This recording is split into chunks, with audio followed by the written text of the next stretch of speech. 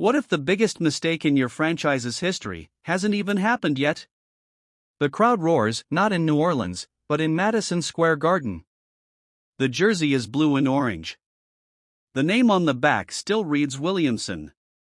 The number is still 1. But the smile on his face? It's different. Lighter. Free. He slams home a windmill dunk as the arena explodes. Headlines flash across the screen. Zion is back. The star New York needed. Pelicans pain, Knicks gain. Rewind. It wasn't supposed to be like this. Zion Williamson was never just a draft pick. He was a promise. A vision. A miracle wrapped in muscle and bounce. The Pelicans didn't just draft a player in 2019, they drafted hope. After losing Anthony Davis, the franchise needed a savior. Zion was that and more. Fans called him the second coming of LeBron. The NBA prayed he'd be the new face of the league. But promises break. Year after year, Zion's body betrayed him. Torn meniscus. Broken foot. Hamstring strain. Some years, he played fewer games than there were episodes of your favorite Netflix show. And every time he got hurt, the whispers grew louder. Is he out of shape? Does he even care? Is he more Instagram than NBA? Inside the Pelicans front office, those whispers weren't whispers anymore. They were war drums. The relationship between Zion and the franchise had quietly fractured. Behind the scenes, clauses were added to his massive contract: weight penalties, body fat percentages, performance benchmarks. Trust doesn't need paperwork. But a lack of it does. And then came the silence. Zion stopped speaking to the media. Coaches stopped defending him. Fans stopped believing. When Brandon Ingram called out the team's effort, it wasn't hard to guess who he was talking about. When DeJounte Murray threw shade about guys not showing up, the dots connected themselves. Yet, something never quite added up. Whenever Zion was on the floor, he was unstoppable. 27 points per game. 60% from the field. A human freight train with ballerina feet. But he was never on the floor long enough to change the game. Then came the turning point: Joe Dumars, the new general manager. A no-nonsense veteran of NBA front offices, Dumars had seen enough of potential. He didn't want posters and hype. He wanted wins. And Zion? He was a gamble that hadn't paid off. So, when the 2025 NBA draft approached, and a 6 feet 9 inches teenage phenom named Cooper Flagg was rising fast, the whispers returned. Only this time, they had a name. Trade Zion. Draft Flagg. Start fresh. The media exploded. Half of the fan base screamed, "It's about time." The other half? Quiet. But worried. They remembered Derrick Rose. They remembered Grant Hill. Players who stumbled early, then soared later. What if Zion just needed one more chance? But the Pelicans couldn't afford to wait anymore. In a league driven by youth, salary caps, and instant results, patience isn't a strategy, it's a luxury. Rumors flooded the airwaves: New York Knicks, Brooklyn Nets, Miami Heat, even the Bulls. And then it happened. In a quiet conference room, behind double-locked doors, Joe Dumars gave the green light. Zion Williamson was available. The phones lit up.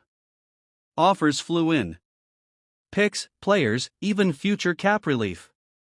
It was real.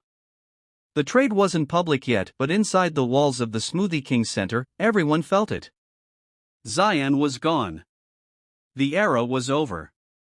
And still, no one was cheering. Because deep down, they knew something no spreadsheet could prove. You don't give up on players like Zion. Not without consequences. Not without asking. What if he finally gets healthy? What if he proves you wrong? What if the world calls you the team that gave away a legend? As the ink dries on the trade papers, a chilling silence falls over New Orleans. Not celebration. Not relief. Just fear. Because there's one thing worse than holding onto a broken star. Letting go. Right before he shines. The breaking news hits the airwaves like a thunderclap. Zion Williamson traded to the New York Knicks. The city of New Orleans holds its breath. Some cheer. Some sigh. Some simply stare. After years of waiting, after years of what-ifs and nearlies, the Pelicans have moved on. In return, they get a haul draft picks, young prospects, cap relief, and the future. The face of that future? Cooper Flagg. Drafted number 1 overall just days after the Zion trade, he walks onto the stage in a Pelicans jersey, smiling like he's ready to carry the city on his back. ESPN analysts hail the move as a masterstroke. Dumars is praised for finally resetting the culture. And for a while, it feels right. Training camp begins. Cooper is sharp, humble, and laser-focused. The team plays with new energy, fresh chemistry, and no distractions. Ticket sales rise. Social media buzzes. For once, the Pelicans feel stable. But 1,300 miles away, something else is happening. Zion is training like a man possessed. Gone is the bloated, tired figure the media mocked. His frame is lean. His footwork is quicker. He's quiet, but not disconnected. Locked in. Focused. Every morning at 5 a.m., he's in the gym. Every night, he's icing knees and studying film. No Instagram posts. No drama. Just silence. A silence filled with intent. At Knicks Media Day, Zion says 5 words. I've got nothing to prove. But his eyes say different. The season begins. New Orleans looks solid. Flagg averages 18 points, 6 rebounds, 3 assists. His maturity is beyond his age. The city embraces him. Dumars smiles in pressers. All seems well. Until Christmas Day. Knicks vs. Lakers. Zion vs. LeBron. A nationally televised showdown. The game? A masterpiece. Zion drops 42 points, 10 rebounds, 6 assists. He outmuscles Anthony Davis, outhustles the Lakers' defense, and throws down a dunk so violent, the rim needs repair. The Garden erupts. Headlines scream. Zion has arrived. The monster returns. And suddenly, the Pelicans start hearing footsteps. By March, Zion is averaging 30 points, 9 rebounds, 5 assists. The Knicks are the number 2 seed in the East. He's an MVP frontrunner. Flagg is still developing, still learning, but now comparisons begin. Was trading Zion a mistake? The talk shows reignite. Fans in New Orleans grow quiet. Every highlight Zion posts is a dagger. His spin moves. His power dunks. His court vision. They all feel like memories of what could have been. Then April. The playoffs. The Knicks sweep the first round. Then take down Boston in 7. Meanwhile, the Pelicans claw their way through the West. Flagg's talent is real, but the pressure mounts. Every missed shot echoes louder.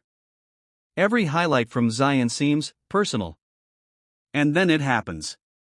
NBA Finals. Knicks vs. Pelicans. The league couldn't write a better script. Zion vs. Flagg. The past versus the future. Redemption vs. rebirth. The series is a war. Overtime thrillers. Injuries. Ejections. Game 6, tied at 3-3, goes down to the final seconds. Pelicans lead by 1. Zion has the ball. 8 seconds left. Flagg guards him. The rookie versus the man he replaced. Zion hesitates. Drives left. Spins. Flag stumbles. The lane opens. And then. Slam. Zion hammers it down with fury. The whistle blows. And 1. The Knicks lead. The crowd loses its mind. Zion walks past the Pelicans bench, doesn't gloat, doesn't shout. Just stares. At Dumars. At the coach. At the bench of rookies and hopefuls. It's not revenge. It's confirmation. He was always that guy. The Knicks go on to win. Zion is crowned Finals MVP. In the post-game interview, when asked what this meant to him, he simply says, "Sometimes, people give up on you before your story even begins. Tonight, I finished the first chapter." Back in New Orleans, Cooper Flagg watches the screen, towel over his shoulders, face stoic. Reporters swarm him, asking how it feels to lose to the man he replaced. He doesn't flinch. "Let him have this one," he says. "But the future's still mine." And with that, a rivalry is born. A wound is reopened. And the NBA's next great saga begins. Because the Pelicans' gamble may have failed tonight. But Zion's story? It just became legend.